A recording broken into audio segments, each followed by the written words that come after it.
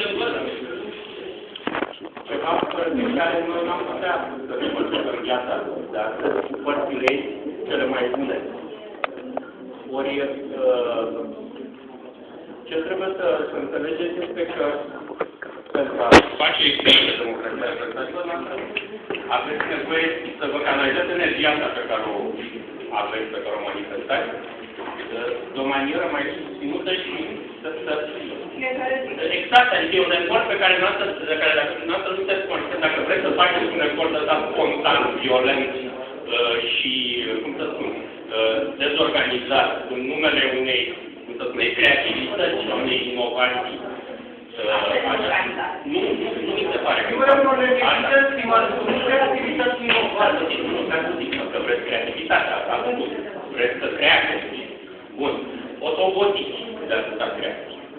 Pentru că, până la urmă, mai multă eficacitate veți dobândi dacă îl veți controla.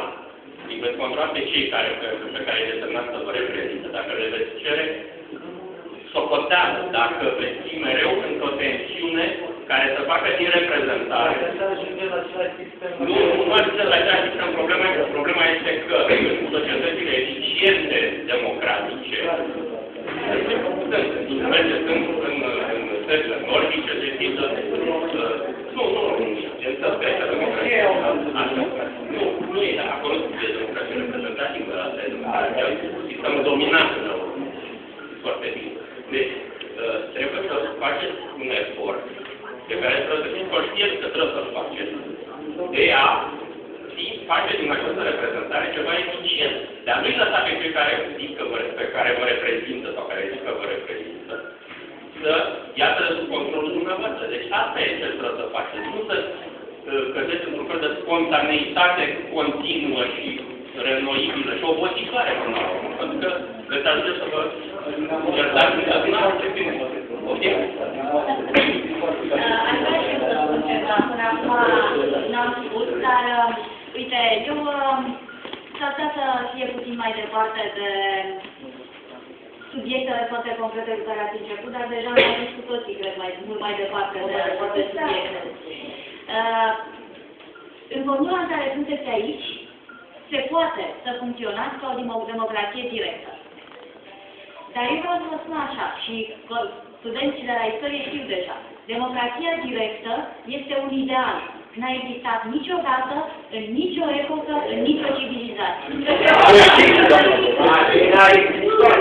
Votau femeile, domnule profesor.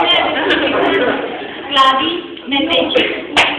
Era democrația directă și regimii. Domnul profesor al meu din anul întâi. Nu era democrația celor care nu este cetățenie, dar aia e. Dreptul de cetățenie. Domnule profesor, n-a existat niciodată și nicăieri. Însă. Dar nu este adevărat. Dați-mi voie să o contrazic, pentru că tradiția din țările din Sud, din care avem foarte mult de învățat, nu din Europa de Vest, din tradiția liberală reprezentativă, ne învață că democrația directă există și a existat decenii la rând adunările populare Piquetera, după ce Fondul Monetar Internațional a distrus Argentina. Masă de oameni au decis și au organizat viața, producția, economia, după modelul democrației directe, fără delegat.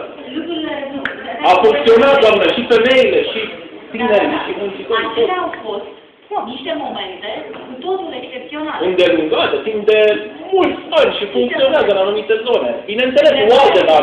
Întrebarea este, această democrație pe care o considerați directă, câtă viață poate să aibă? Priviți ca dumneavoastră, priviți dinamica acestui grup, că eu vă privesc deja de câteva ore. Eu nu am auzit aici exprimându-se toți membrii acestui grup, ci doar câțiva. Cei care au mai multă energie, mai multă carismă, cei care ajung în cele din urmă, prin calea obișnuită a relațiilor, a contactelor interumane,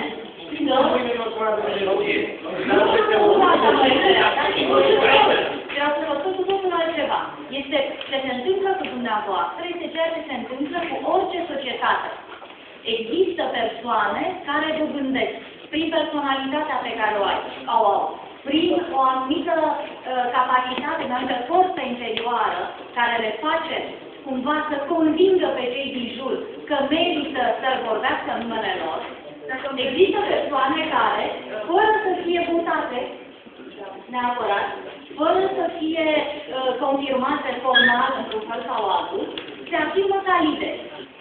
Liderii informali devin foarte repede lideri formali. Îmi pare rău că continuu să vă aduc în față, dar eu vreau să vă aduc în față și altceva. Înțeleg forma pe care dumneavoastră vă doriți de dezbatere, dar societățile umane pot fi gândite și după alte măsuri. De exemplu, după măsura neomachiavelismului, care ce spune? Există în orice societate lideri care sunt mandatați, masele care mandatează printr-un proces magic de creditare a puterii liderilor.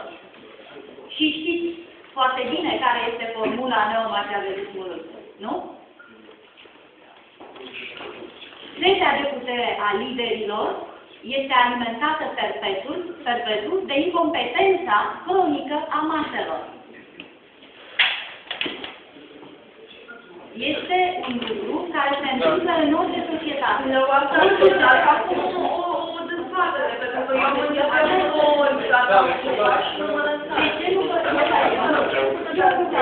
spune am deschis și am făcut vă adică că vă las privatul după aceea, după ce termin. Stai că tot ia mai întâi. Eu nu apăr acest punct de vedere. Nu este desideratul meu de societate acesta. Dar vreau să vă rog să meditați la faptul că există asupra lumii, asupra modurilor de coagulare, o mulțime de perspective. Și poate ca dumneavoastră, care este acum animată de această dorință de a ieși din formele deja învechite și care au blazat societatea românească și știe toată lumea, poate că, de fapt, vă pune în pericolul de a urma pașii pe care i-au urmat de atâtea ori diverse mișcări de tipul acesta. E doar o întrebare. Nu trebuie să-mi răspundeți. Tot timpul a venit din exterior. Și acum am opresc. A fost ea mai întâi. Odată, să faceți analogia cu ce se întâmplă în țara asta și cu ce se întâmplă acum în mecanismele democratice, mi se pare într-o direcție care ne depărtează puțin de la subiect.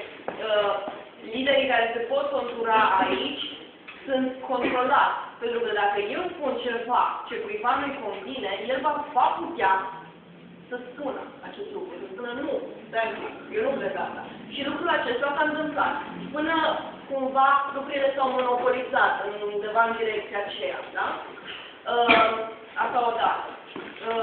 Iar în al doilea rând, cred că ar fi bine un pic să deschidem un pic atmosfera către dezbatere. Și eu am impresia că dumneavoastră aveți un pic impresia că, nu știu, suntem cumva împotriva, că există un conflict foarte dur, dar nu trebuie să existe. Și pentru noi e foarte important, în seara aceasta, cât mai stăm aici, să scriem ce ne doare.